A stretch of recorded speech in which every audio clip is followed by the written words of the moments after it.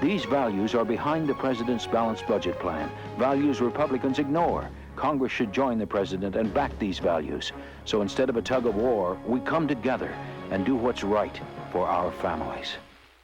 Mike Donahue, News Center 6.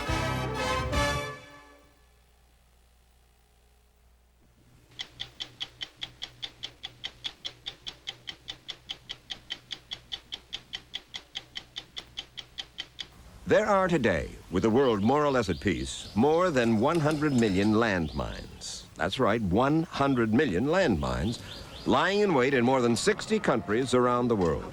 In just this one village in Cambodia, 1,000 of the 25,000 people who live here have stepped on a landmine. This youngster, for instance, who is now an amputee, like his father and his friends and his neighbors. And among the 60 countries dotted with landmines is Bosnia, where American peacekeepers will soon be stationed. I have been a political animal since I came out of the womb. This house must come to order right away. Order! Order! Order! All of you, order! You're in this house with some of the portraits of my predecessors, and I tell visitors here there were 9 of them who were beheaded at the request of the monarch of the day. But I think that I have a better relationship with Buckingham Palace these days, so I don't fear that. Jeffrey Nichols borrowed from his children's child support to enhance a lavish lifestyle for 5 years. He owes the money back. The money he owes back is more than $500,000 in child support. But he says he can't pay, and that by being in jail, he's losing his livelihood, which is how he would be able to pay. They all say that. I'm Mike Wallace. I'm Morley Safer. I'm Ed Bradley. I'm Steve Croft. I'm Leslie Stahl. Those stories and Andy Rooney tonight on 60 Minutes.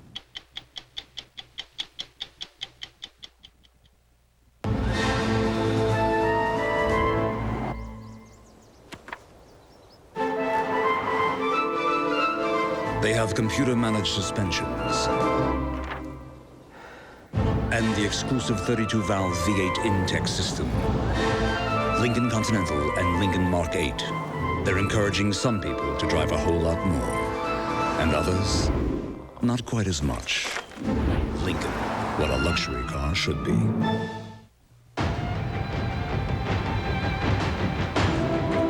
In Asia, in Europe, the Americas, and throughout the world, the same set of principles guides all our actions.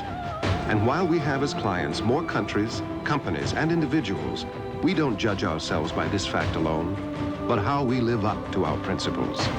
We think that makes a difference. The difference is Merrill Lynch. You're my agent. You have to do something about this. My face is on the cup with the duck. Well, I'm allergic to ducks. Now at McDonald's, get a free Looney Place to Go cup when you supersize any extra value meal for just 39 cents more. How'd I get on a McDonald's cup with Marino? I'm agent. I'm allergic to dolphins. Where will you be when your battery decides to die? It's hard to say. So if your battery's more than 3 years old, maybe now's the time to replace it with the Die Hard battery at Sears Auto Center. They have been called a weapon of mass destruction in slow motion, yet they can be as small as a hockey puck and cost as little as $2 apiece. They are weapons that kill or maim years after the battle's end. They are anti-personnel landmines, and there are credible estimates that more than 100 million of them are lying in wait in more than 60 countries around the globe. And no country has suffered more from these deadly weapons than Cambodia, where war has been raging off and on now for more than 25 years. In the villages of northwest Cambodia, government troops are still battling the Khmer Rouge guerrillas, and both sides have been using anti-personnel mines. The bitter evidence is everywhere. It's gripping what happens to these people in the lives and the suffering they have to endure. Guiding us, Andy Pendleton, who works for the UN High Commissioner for Refugees and speaks the local language fluently. The mines are ostensibly being used for military purposes, he says, but it's the peasants who get hit most by mines that could have been planted years ago or just last night. For one man's battlefield is another man's rice field. This young boy was driving a water buffalo in the fields when he stepped on a small mine. His father was nearby. And he heard an explosion, and he heard his boy cry out. And when he ran out, he found his boy lying on the ground with his leg blown off. And as he approached the boy to pick him up and take him home, he also stepped on a landmine. And now he and his son are legless.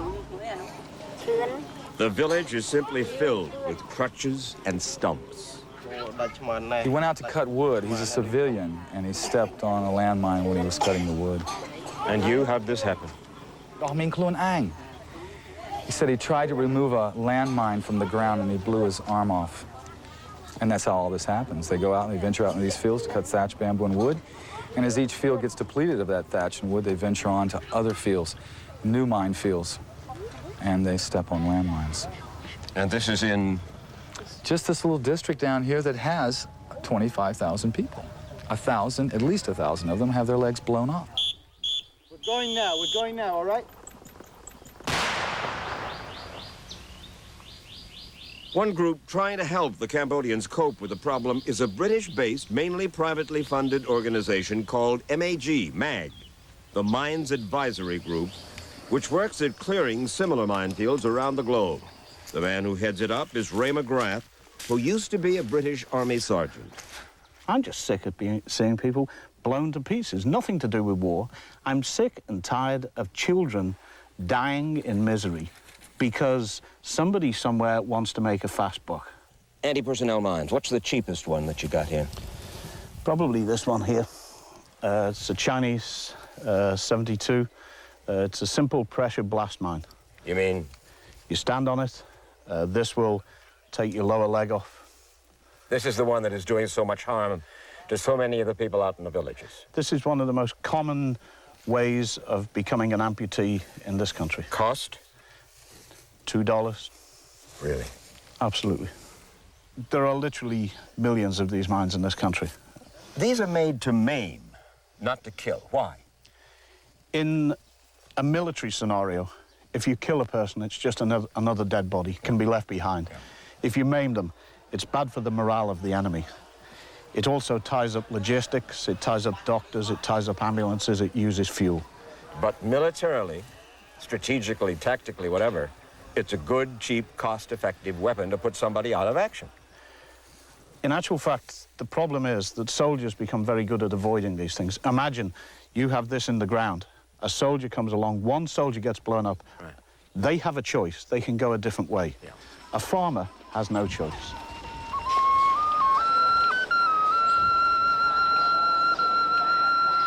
There are only 9 million people living in Cambodia, and 60,000 of them are victims of the landmines. More often than not, the poorest. And you find them all over the country, from the temples of Angkor Wat to the streets of Phnom Penh. The newest casualties, all civilians, packed the wards of the hospital at Battambang in northwest Cambodia. What are you going to do now? He's hopeless, he said. He doesn't know what to do now. She said if we didn't have mines, we could farm rice lands and we could be productive. The major suppliers of anti-personnel mines to the world these days are the Chinese, the Pakistanis, the Russians. But there are still plenty of old American mines around, still wreaking havoc. You have an American mine here. Yeah, this is a claymore. That's the famous claymore? That's the claymore. Front toward enemy. That's right. Effectively, this is an ambush mine. And you can imagine a farmer with his family, displaced people, returning down the track, a child running ahead, hits a tripwire. You have this blast of ball bearings, which will just destroy a whole family from one child running into a tripwire. Fact is, you don't see that many children in the hospital wards, for mines tend to maim adults. For children, they can literally tear them apart. And Ray McGrath showed us how. That's a Chinese 69 bounding fragmentation mine. It's known as a bounder because when anyone, soldier or civilian, walks into a hidden tripwire, a small explosion first propels the mine up into the air to about the height of a child's head. And then it explodes, and you get thousands of pieces of fragmentation blast out. It will literally tear holes in people. Landmines are so pervasive now in Cambodia that they've generated a macabre industry of their own, the production of artificial limbs. Where are we going now? Ed Miles, who lost a leg and an eye to a mortar round in Vietnam, has come back here with a group of American veterans from the Vietnam Veterans of America Foundation. They're running a rehabilitation center in Phnom Penh for amputees. The majority working here, turning out artificial limbs and wheelchairs, are mine victims themselves. Without these jobs, most would have to turn to begging to survive. These two men are not amputees. Are they blind? Yes, they're blind. The third man over there is also blind. They were probably given the dubious distinction of having to clear a mine, and to do that, they'd lay prone on the ground and reach for the mine with their hands, so it probably went off in their, in their face. Among adult victims, women often suffer most, but the countryside is dirt poor, and medical treatment or artificial limbs are an expensive luxury, mostly reserved for the men. The women, if they survive, must somehow get by. This young mother was lucky. She got a wheelchair.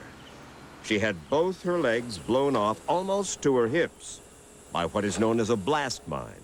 When she stands on this, the blast drives bits of this mine, bits of the soil, bits of grass. Go into the flesh. Bits of her shoe, bits of her foot are driven high into the thigh. Secondary infection is almost inevitable unless the surgeon really knows what he's doing. There are mines here. There have been injuries here very recently. Everything outside these tapes is still unsafe.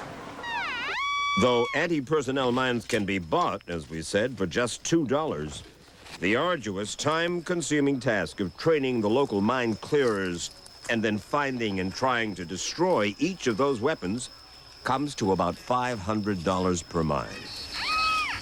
They use metal detectors to find the mines, but most anti-personnel mines these days are mainly plastic, with only as much metal in them as you'd find in the tip of a ballpoint pen. He has found a signature in the ground. Now, it could be anything from a small piece of metal to a piece of ordnance or indeed a mine. So the other man now is going out? He's now going forward to investigate that signature. Investigating means delicately prodding the earth, searching, only inches away from possibly being blown apart yourself. Are you scared when you go out there? Honest? Yeah. It's tough duty. And when you leave in the morning to go demining, your wife says? My wife said, please go to work and must be careful with demining. Yeah, I bet she does. There are said to be 9 million of these mines scattered now in Cambodia. No one really knows how many.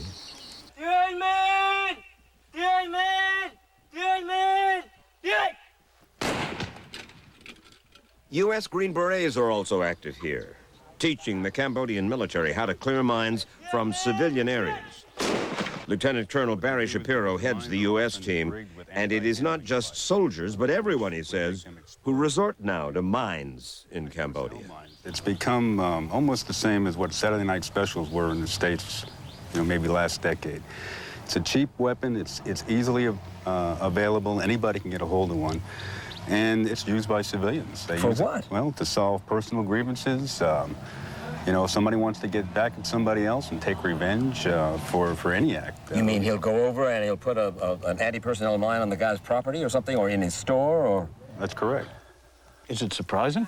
No, it's not surprising, but it's a fact. It becomes part of people's lives. You live in a country where you would find it difficult in this country to go up to anybody in the street and find somebody who didn't have a relation or a friend who had not lost a limb or been killed by a mine. Is it surprising it becomes part of their lives? Confronted by such carnage, Ray McGrath is only one of many who are calling now for a worldwide ban on the use of anti-personnel mines. Why are mines so special in your mind, Ray McGrath? because they stay in the ground long after the war's finished. The war's over. Why do all this, this killing when the war's finished? What is the point of fighting a war so as that you can tear children to pieces afterwards? When did you turn idealist? What? I'm not an idealistic. You can only have to look around you to see. There's no such thing as, you know, idealism, whatever. There are some things that are wrong. I don't believe in disarmament.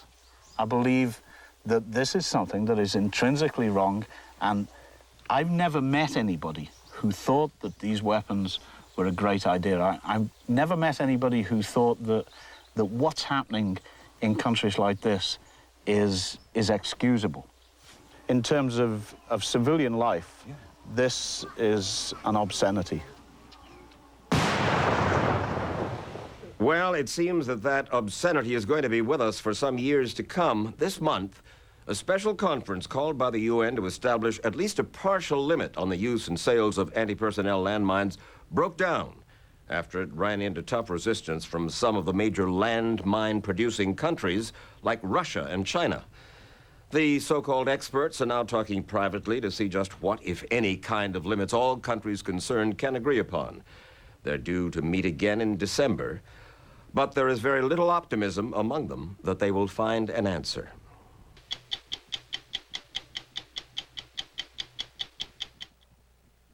Luxury cars are known for their high resale value. But what if we told you there's a car that holds its value better than the Lexus LS 400, better than the BMW 7 Series, better than any Mercedes sedan built, and it costs under $16,000? Would that stop you? The Nissan Altima, the affordable luxury sedan. Calculations of 93 Altima retaining more of its MSRP than 93 listed models based on information from the NADA guide. Don't let them tell you what all their clients are doing. You're not all their clients. Make them tell you what you should be doing and why. Insist on recommendations that are relevant to you, and then ask to see alternatives. Make them do their homework. Make them earn their money. Then you and your investment firm will get along just fine. Smith Barney, they make money the old-fashioned way. They earn it.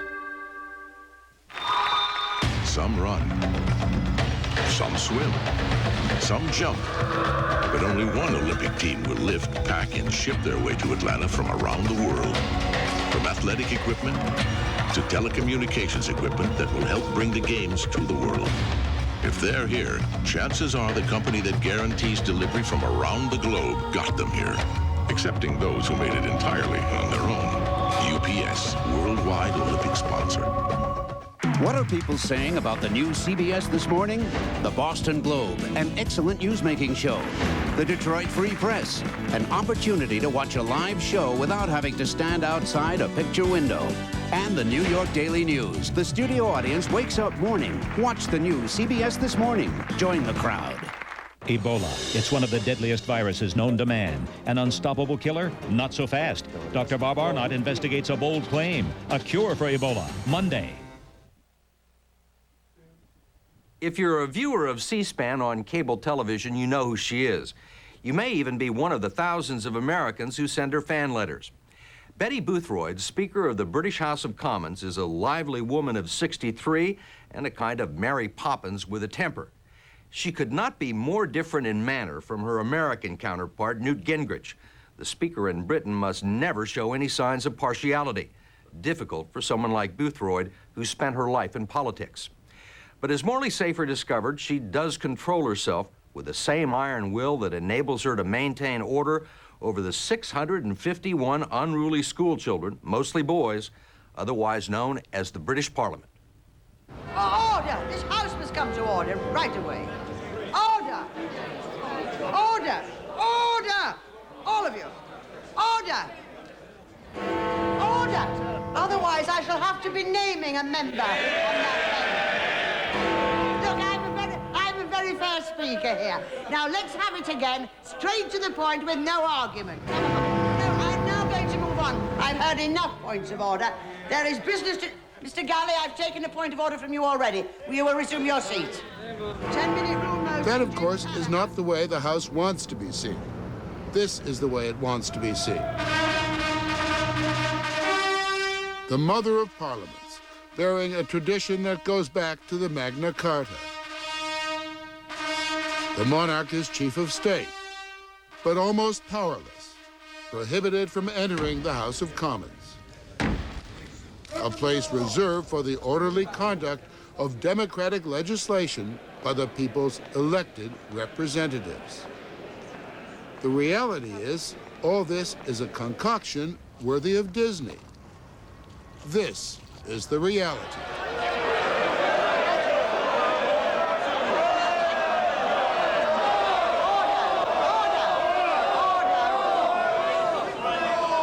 Very time-consuming, Mr. Streeter.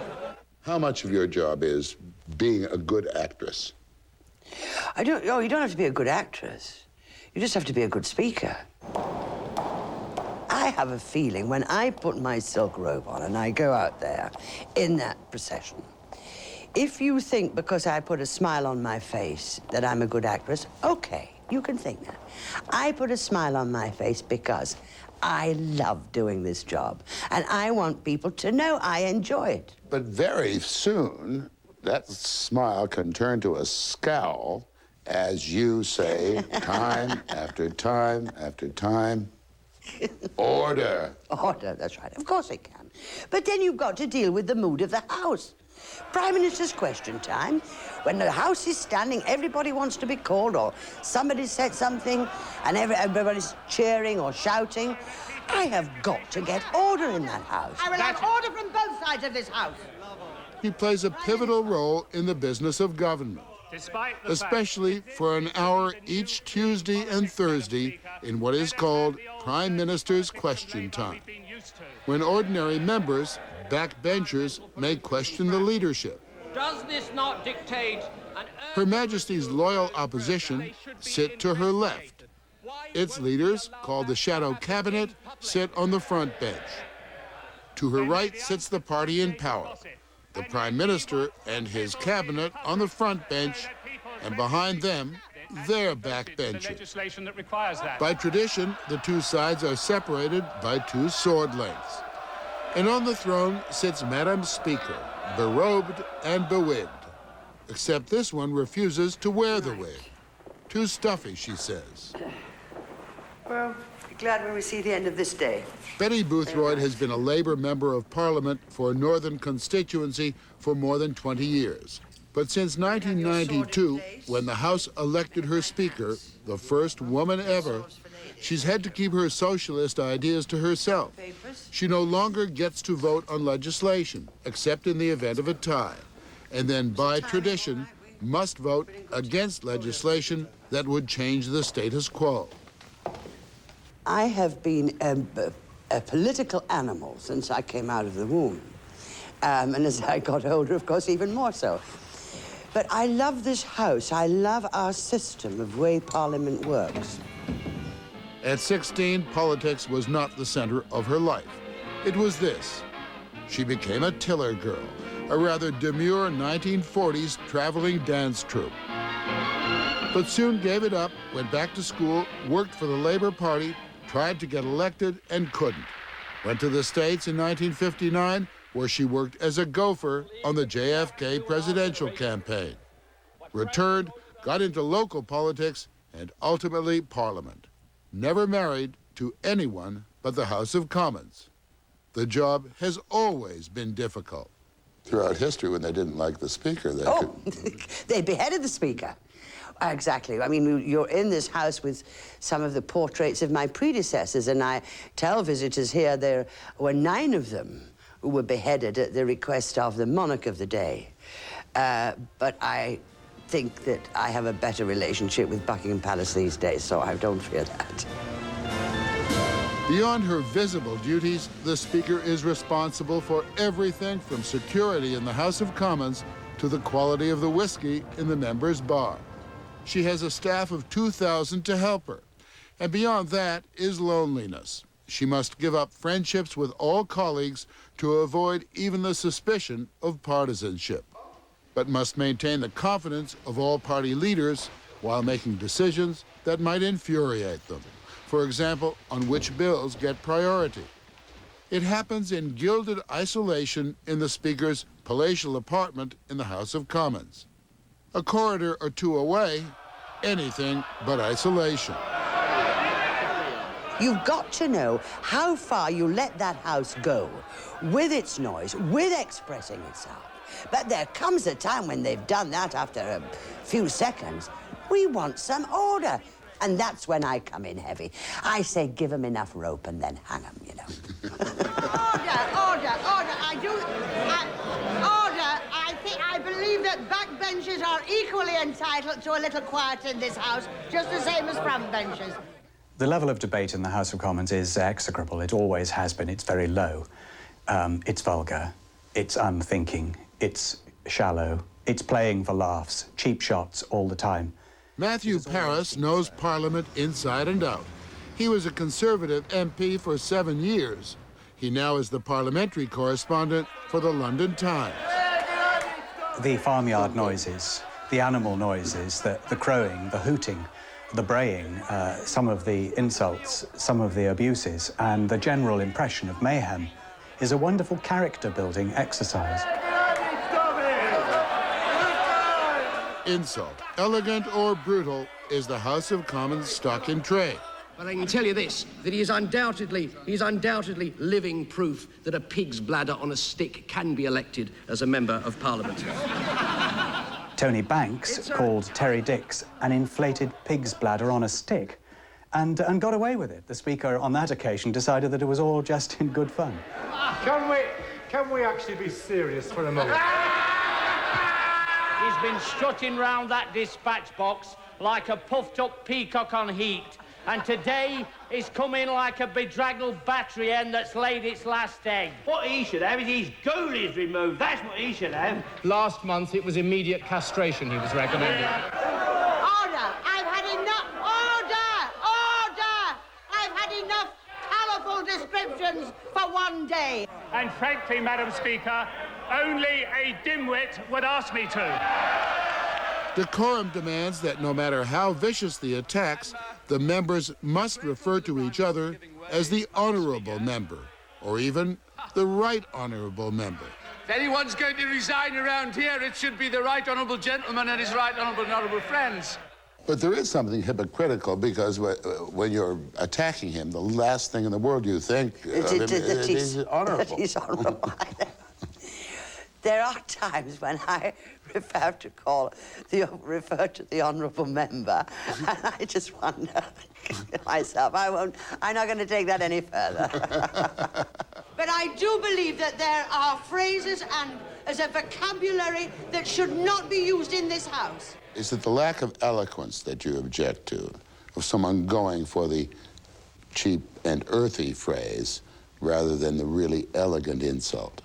No, you see, I love elegant insults. Years ago in this house, there were members who would say when one member particularly who said when the Prime Minister wasn't on the front bench and he was questioning a Secretary of State, I refused to deal with the monkey. I rather have the organ grinder around. Now, there is nothing more insulting than that. Dennis Skinner. The rules are tradition plus an individual speaker's own judgment. Mr. Skinner, a well-known House gadfly, loves to tweak the Conservative front bench, sometimes testing Madam Speaker's patience. At this government and this little squirt of a minister. Order. I'm asking the Honourable to withdraw that remark. Order. Order. I'm asking the Honourable gentleman. Order! Why did you get so upset when Mr. Skinner referred to, quote, that little squirt of a minister? It doesn't sound that bad. Well, I tell you, we use the English language. It is a very rich vocabulary. And I think members here should be of a standard that they can use the richness of the English language rather than pipsqueak and all of these sort of things. When you challenged Mr. Skinner to withdraw, and he clearly couldn't get those words out of his mouth. And you dismissed him. Yes. Out you go. And he went. If he hadn't have gone, I would then have had to use another standing order and expel him for suspend him for 5 days. Out of the house for 5 days. And if he still won't go, do you have... There is physical. Muscle? Yes. Not me personally, but the Sergeant-at-Arms would come. But I don't know throughout our history whether that has ever been used. I don't think it has. A woman can exercise a certain amount of influence over men, partly by charm, partly by appeal to their better nature, and partly by the suggestion that, rather like mum with a cross child, she may rap their knuckles. And Betty Boothroyd, in fact, exercises all those three qualities in a rather clever blend of bossy madam, slightly cheeky and even eyelash-fluttering woman, and angry schoolmistress. She has the balance, I think, just right. When I was a backbencher, it certainly never happened in my time, and I wish we could get back to those good old days. Now,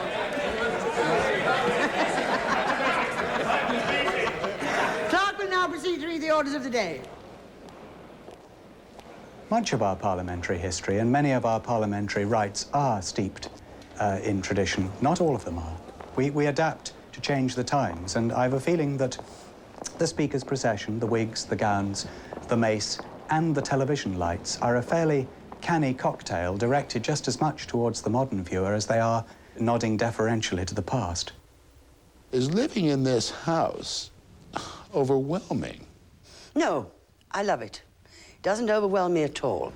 I have wonderful views of the River Thames, London's liquid history and all the magnificent bridges across it. And I live here alone, with the exception of a few domestic staff. They go home at night. But I just love being here on my own. I am enormously privileged. As you know, in the United States, there is no one more partisan than the Speaker and Mr. Gingrich. Are you jealous of that? No. Sometimes. Oh, I wouldn't want his job. We have operated a parliamentary system for over 600 years. I don't envy Newt Gingrich at all. Leave me to my system and he's welcome to his.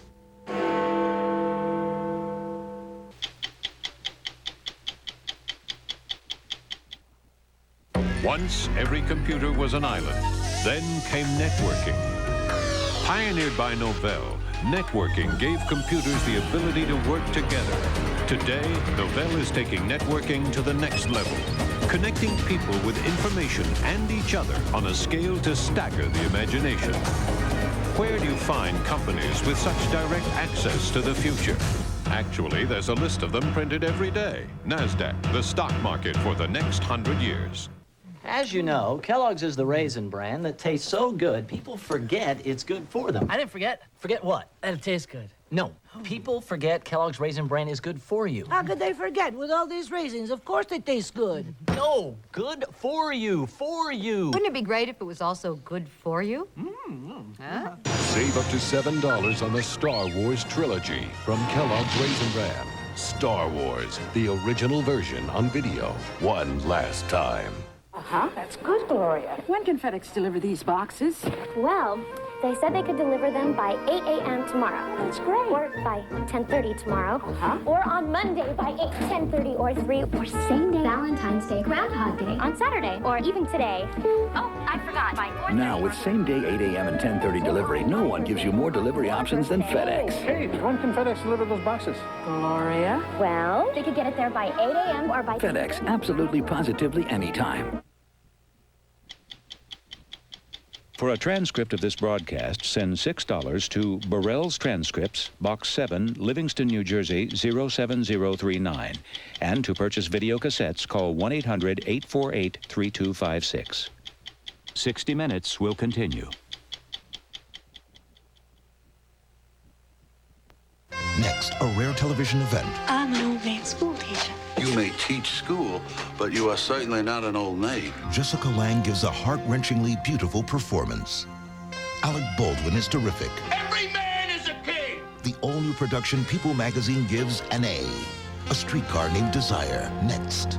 Can going back to school regain your youth? I almost feel 21 again. I feel invigorated. Maybe not. All new Murphy Brown. Then, it's the premiere of a new comedy that answers the question, what are friends for? And the dog! Ah! What time is it? 9 o'clock? AM or PM? AM. Central or Pacific? Eastern. How bizarre. Friends like Gene Smart and Mary McDonald. You think you waltz back here after all these years and come between us? You got another thing coming.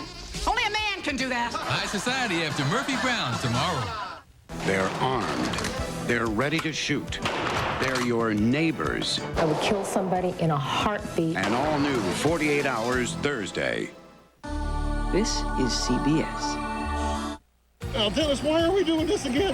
KEX Radio's Bob Miller is flying with Commander Dennis Norton. I don't know about this. Couldn't I ride inside with you? Mornings, Air Watch traffic keeps KEX listeners moving. Oh, we're moving now! 1190 KEX brings you news, fun, and daily points of interest. Hey, look! We can see where the Blazers play. I'm getting queasy! Depend on Dennis Norton's Air Watch traffic. Queasy? I said it was easy. And Bob Miller, mornings. Can we do this again tomorrow? On 1190 KEX. More than anything, pre-arranged funeral planning helps you get on with the real business of life. Building memories that, when the flame goes out, keep the glow alive.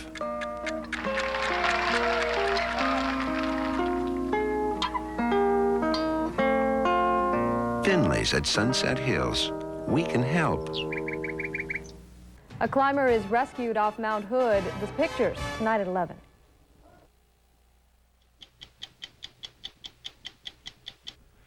Right now, there are an estimated 2.5 million fathers who don't pay child support and who owe more than $5 billion to the women who are raising their kids on their own.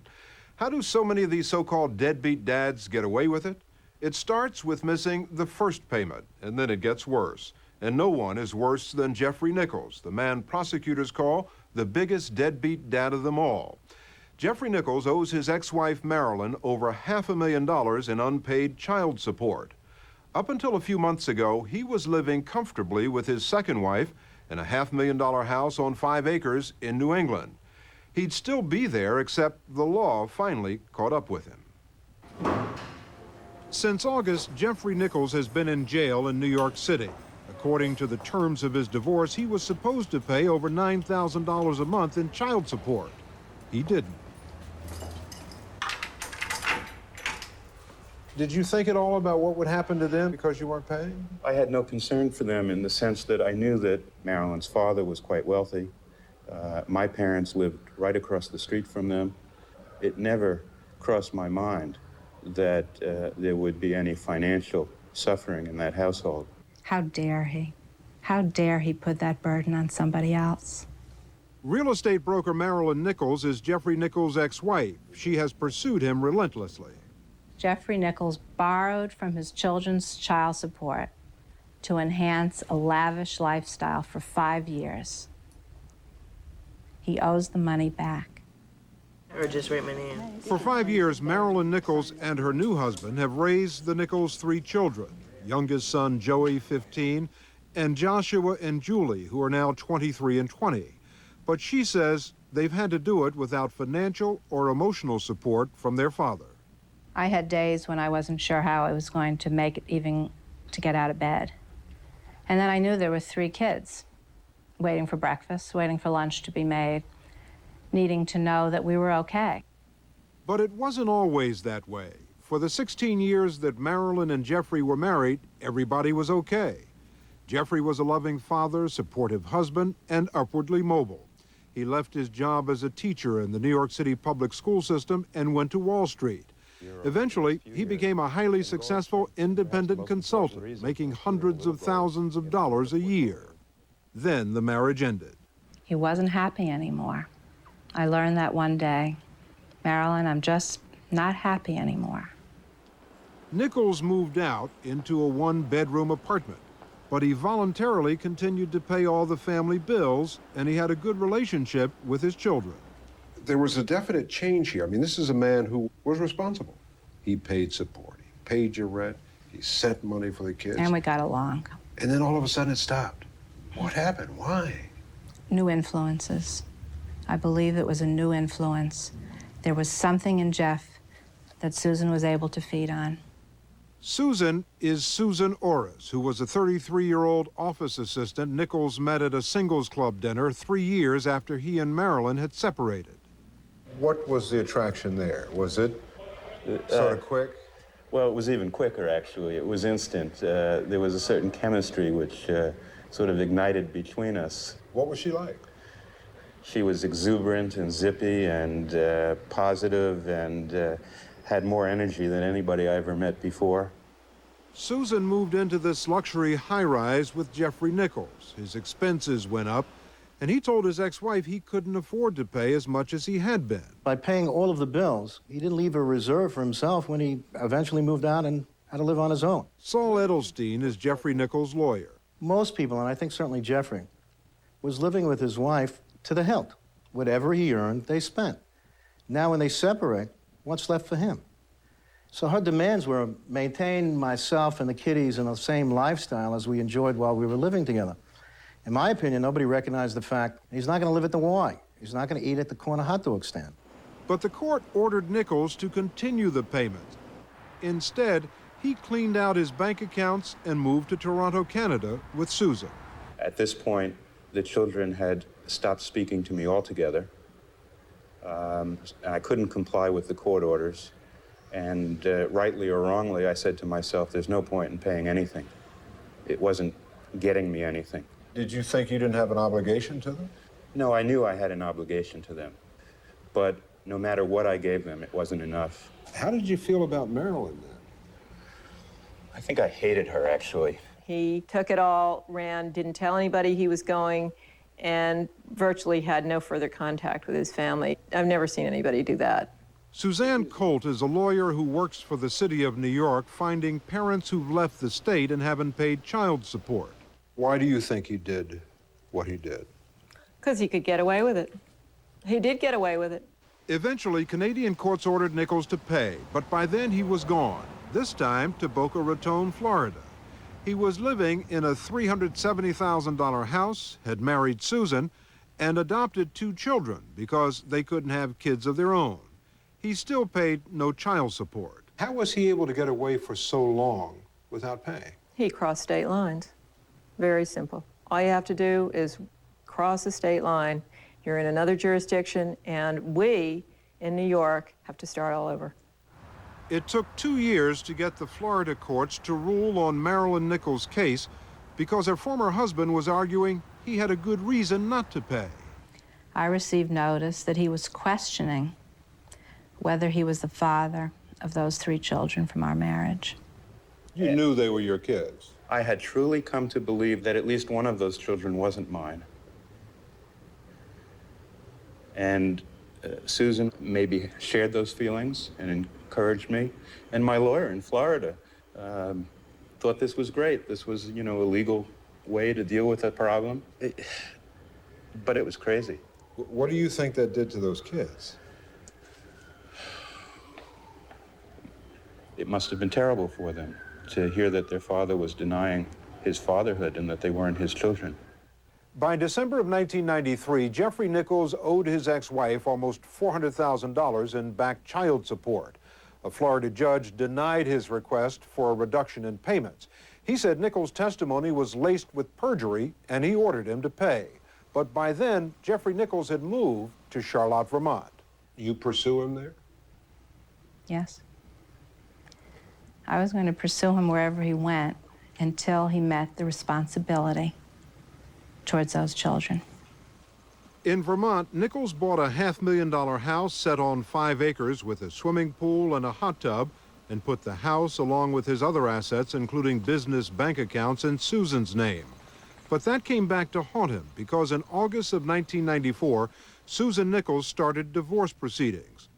Although they later reconciled, she had filed an affidavit swearing Nichols deliberately avoided paying child support by hiding assets, crossing state lines, setting up an offshore account, and lying on his tax return. This is a woman you're married to, who you entrust your finances to. This is what she says about you. This is a woman who I loved dearly, but who had a fiery temper.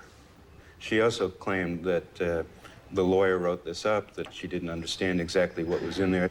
But she can read. Yes, she could read. In a Vermont court, his former wife Marilyn was able to use Susan's affidavit to show that Nichols could afford to pay the child support he owed. Again, Jeffrey Nichols swore he couldn't. For a third time, a judge didn't believe him. The judge in Florida, in essence, calls you a liar. The judge in Vermont calls you a liar. The second wife you're married to, Susan, calls you a liar. Make me understand how you're something else. It's hard to make you understand. I mean, the truth of the matter is simply that I've never been capable of making the payments that have been required of me. How would you describe your lifestyle in Vermont? It was excessive. You're living in a $500,000 house. What kind of car were you driving? I had, when we lived in Florida, leased a Mercedes-Benz. And you took trips? You went places? Yes, as I said, we lived well beyond our means. Could any of that money been used to pay child support? Absolutely. Do you then come to the conclusion you just didn't want to? I come to the conclusion, first of all, that I was wrong. That I should have, to the best of my ability, made some payments so that I could look my 3 older children in the face and say I did the best that I could. Why didn't you? There's no excuse for it. Last August, Nichols was arrested under a new federal law that makes it illegal to cross state lines to avoid paying child support. Nichols came back to New York and was ordered to pay $68,000 immediately or go to jail.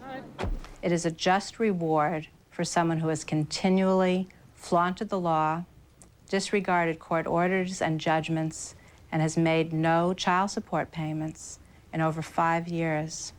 He says he can't pay, and that by being in jail, he's losing his livelihood, which is how he would be able to pay. They all say that. He's been in there almost 2 months, and he hasn't. He says he can't raise $68,000. I don't believe it. He obviously doesn't have the money anywhere, or else he wouldn't be sitting in a can. Has justice been served in this case? Justice hasn't been served because the real justice would be that he would be paying support and his children would have love and affection for their father. Instead, unless that happens, there's no justice. If you could go back and do this all over again, what would you have done differently? I would have worked much harder 10 years ago in my first marriage to make it work. Forget making the marriage work. The marriage doesn't work, you're gone, separated. What would you have done differently after that? I would have continued paying something, and if that wasn't enough to satisfy the courts, so be it. Is the message you will get caught if you don't pay your back child support really true? Because isn't he the exception rather than the rule? He's the exception so far. I hope it's going to become the rule that people like him who are on the run and have the money will be caught much more frequently. Most of them don't get caught. It's very difficult. I think if this federal law is used to the utmost, we're going to catch them all. But for now, of the almost 400,000 parents who cross state lines and don't pay child support, only some 700 cases have been sent to U.S. attorneys, and of those, only 89 have been indicted. As for Jeffrey Nichols, he hasn't paid his ex-wife anything, so he's still in jail, now on a hunger strike. The judge will review his case on November 9th.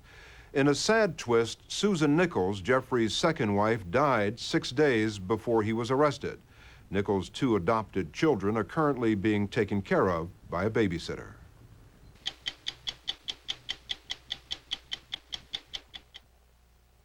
You are about to see a revolutionary breakthrough in design.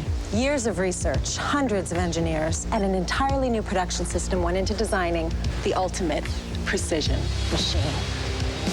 Introducing the incredible new GE Profile Washer. It has a 31% larger tub opening and can wash 33% bigger loads. In fact, it has larger capacity than any model in its class. The new GE Profile. Take one out for a spin. In business today, you never know what's going to creep up on you. The smallest things can disrupt your cellular calls, your business calls, your faxes. But now AT&T can protect your business against virtually anything. For the first time, all your calls on AT&T's long-distance network are guaranteed end-to-end. Good evening, Mr. Katz. AT&T, for the life of your business.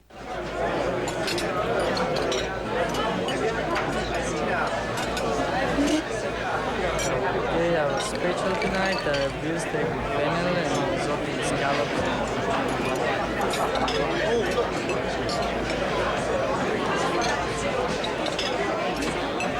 How's everything tonight? You enjoying yourself? Would you like another glass of wine? If you were to take every honor, every award, everything positive that's been said about the Toyota Camry, and lay them end to end, you'd probably ask yourself, why did I do that?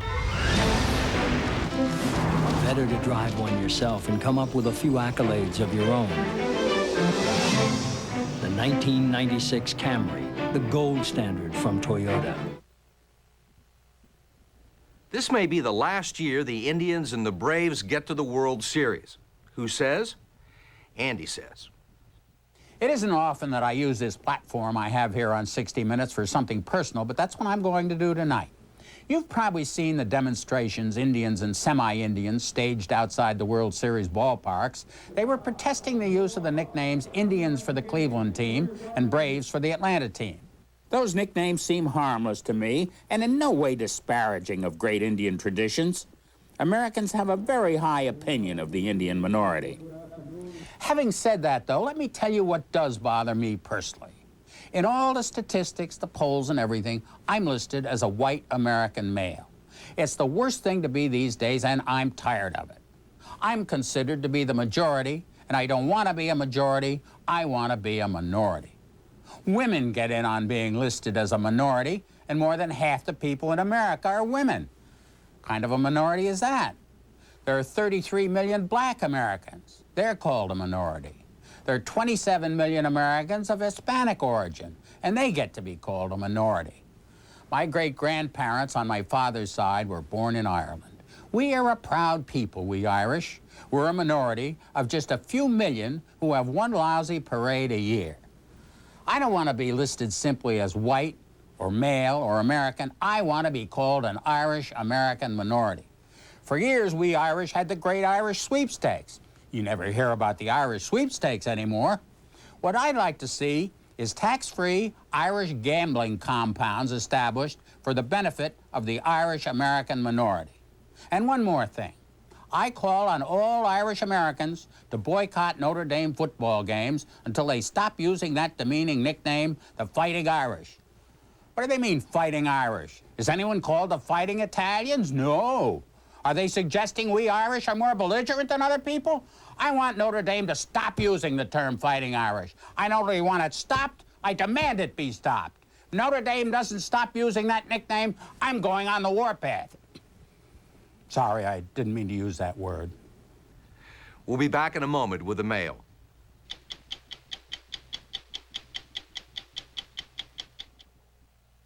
Now the man I retained 1 year ago to recommend this corporation's property, casualty, and group health insurance companies. Here with his findings, the most sought-after efficiency expert in business, Mr. Fred Fox. Yes, sir.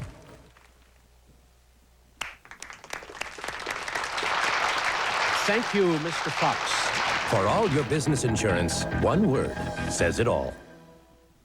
The enemy of international commerce used to be distance. Today, it's time. You can no more wait for an urgent shipment from Taipei than from Chicago. I need those samples. So only UPS now guarantees overnight delivery by 8 a.m. from business capitals worldwide. They're still on the loom in Hong Kong. And since time's your enemy, If I can't have them first thing tomorrow, I can't use them. at least you know who your friends are. UPS, 8 a.m. delivery from business centers worldwide. I got a passion. 626. A passion. Total luxury. Priced like a base Altima. Best warranty in its class. 626. Passion for the road. Lease one now. $229 a month. 626. It's Halloween night. The lights are out. And anything can happen. You were on my mind all weekend. All new Chicago Hope Monday. Millions of readers couldn't put it down. Brooke Shields. Now millions of viewers won't be able to turn away. Vanessa Williams. A major television event. Gail O'Grady. So provocative. A world premiere. So powerful. Miniseries. You'll never forget it. On CBS. Sidney Sheldon's Nothing Lasts Forever, next Sunday. In the mail this week, several letters about Leslie's interview last week with the youngster who was interrogated at length by the FBI concerning his father's part, if any, in the Oklahoma City bombing. This letter, for instance, what were you trying to accomplish? It was cruel and self-serving. He's obviously a troubled boy. Followed by a cheap shot at a 13-year-old. Shame on you, 60 Minutes. But there was also this. With 169 dead, I applaud the FBI for whatever means they took to investigate this case. And in case you hadn't noticed, you were being manipulated by this kid's mother so she could sell more books. Are you getting a piece of the action? About our story looking into the large amounts of money juries have been awarding to women who were damaged by breast implants manufactured by Dow Corning, among others, we got a lot of mail. One woman wrote, "In all my years of watching 60 Minutes, I have never witnessed such a one-sided, biased story. You couldn't have done a more slanted job if you were being paid by Dow Corning." In that same vein, another viewer wrote, "You managed to give fuel to the outrageous attempt by congressional Republicans to limit awards to plaintiffs and make it easier for corporate America to fleece and poison our citizens with greater impunity than they already have." But there were also quite a few letters like this one. "Don't you think if God thought silicone belonged in women's breasts, he would have put it there in the first place?" And this one, "I do not understand being compensated for an act you voluntarily do yourself. All that does is put more money into lawyers' pockets." And she signed, "A woman going out with all the parts she came in with." Now changing the subject, but not all that much, a viewer wrote, "Who would have thought that with 60 Minutes doing stories on Julie Andrews and breast implants, that the breast that would get the most attention would be Miss Andrews?" And was he ever right? We really got taken to the woodshed on this one, and if you think we deserve it, we're not going to argue. The mail was full of letters like these. With no warning, Mary Poppins and Maria Von Trapp ripped open her shirt and exposed her breasts. My son covered his eyes as soon as he saw what Miss Andrews exposed. It seems my son has what 60 Minutes lacks, a conscience. There was also a letter that said, "As we were watching that story, I was telling our 11-year-old son how Julie Andrews was his grandfather's favorite when you showed her bare breasts." Actually, we didn't, she did. But no matter. If it made you uncomfortable, we apologize. Finally, on that subject, a viewer wrote, "What's next? Andy Rooney and the Buff?" I'm Steve Croft. We'll be back next week with another edition of 60 Minutes. She came to New Orleans to escape a dark past, but when he met her, I didn't know you was my wife's sister. I'd get ideas about you. he became obsessed with destroying her. He hates me. Alec Baldwin, Jessica Lange, Diane Lane, and John Goodman. Next, a story of sweltering passion. A streetcar named Desire. Jean Smart returns to CBS in a new comedy. She's very sweet. She writes trashy novels. She's spoiled and self-centered. She chases after young men. She's a lovely person. Brandon! Hello. Ellie, what? He's 17, and he's my son. Oh, I knew there was something. A role model. Oh, High Society, premiering tomorrow. CBS News. Have you seen your country today? Ebola. It's one of the deadliest viruses known to man. An unstoppable killer? Not so fast. Dr. Bob Arnott investigates a bold claim. A cure for Ebola. Monday. Monday. Come to Mama. The nanny tangles with a four-legged terror. Don't make any sudden moves. Then, feeling out of touch with Generation X.